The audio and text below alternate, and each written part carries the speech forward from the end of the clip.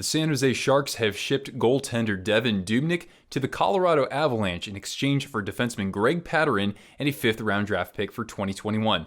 Welcome back, Twisters, and hello there, Sharks fans. Nick here, and I just wanted to cover this trade because I'm a Sharks fan and I cover them quite a bit on this channel. So for those of you who are new, hit the red subscribe button down below. Let's get into the details of this trade. I'll be doing this throughout the trade deadline if the Sharks make any additional moves. So Devan Dubnyk is now a member of the Colorado Avalanche. He is on the final year of his deal. He is making $2.16 million with the Sharks.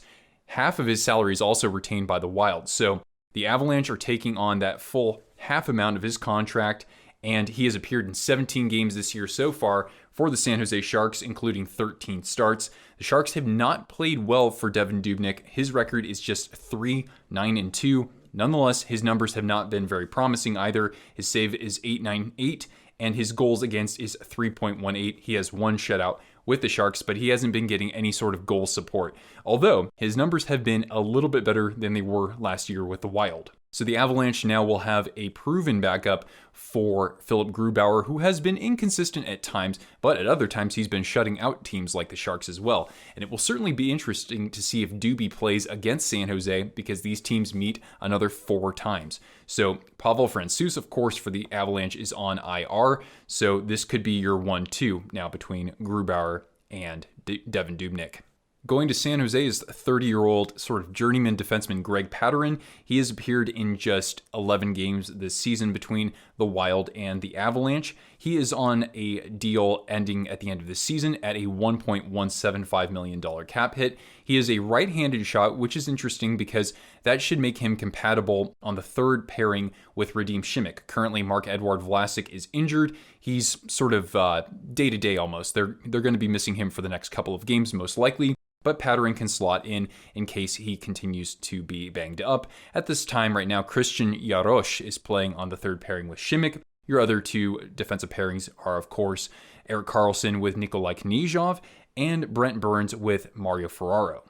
So Greg Pateryn, 11 games played. He has just 2 assists, a -1 rating, and an average time on ice of 13 minutes and 53 seconds. He has played a couple of full seasons in the NHL as well. His last full season was with the Wild in 2018-19, in which he played 80 games. He had 7 points, a -11 rating, but he had 144 hits and 118 blocked shots. So this guy does some of the dirty work down around the goal.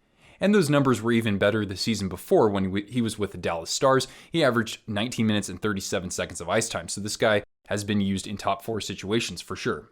Now, it is of note that he will be out of the Sharks lineup for the next few games because his wife actually just gave birth to a child, so he'll be with her for a while, and then we'll see what the situation is for the Sharks' third pairing, whether or not Vlasic's going to make it back, or perhaps the Sharks are going to look to maybe even remove somebody else like Radim Simek. I've talked about this in my 5 moves the Sharks can make around the trade deadline video. The Sharks also receive a 5th-round draft pick for the 2021 draft, and this is of note because the Sharks are missing their 2nd-round draft pick. They have everything else, but now they have 2 5th-round picks, and it will be interesting to see if they acquire any more through any deadline deals. Now for the Sharks' goaltending situation, it will be interesting because, as Bob Bugner has mentioned, both Josef Koronash and Alexei Melnichuk are expected to get time with the Sharks. I actually play some games with San Jose. These are 2 young netminders. Koronash is likely to be backup for Jones going forward for the interim. He is a 23-year-old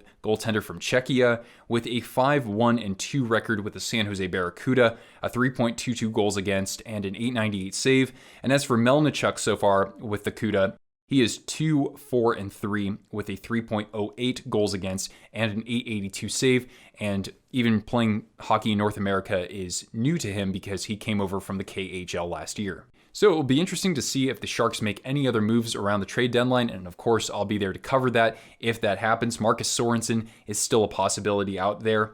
And it was interesting because one NHL source told Sheng Peng of San Jose Hockey Now that the Sharks are, you could infer that they are listening to deals for Kevin Labanc. He had a goal last night and played really well. He's been playing on the top line this year.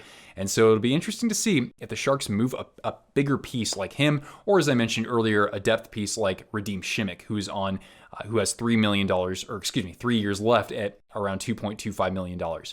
So that's going to do it for this video, folks. You let me know your thoughts about this trade down in the comments below, and stick around because I'll be covering the Sharks throughout the rest of this season. Maybe the postseason. Wouldn't it be interesting if the Sharks squeezed in as the 4th seed and met Colorado in the first round? And then, of course, I'll be covering this team through the offseason and beyond. Thanks so much for watching, everybody. Once again, I'm Nick, and I'll catch you Twisters later. Ciao.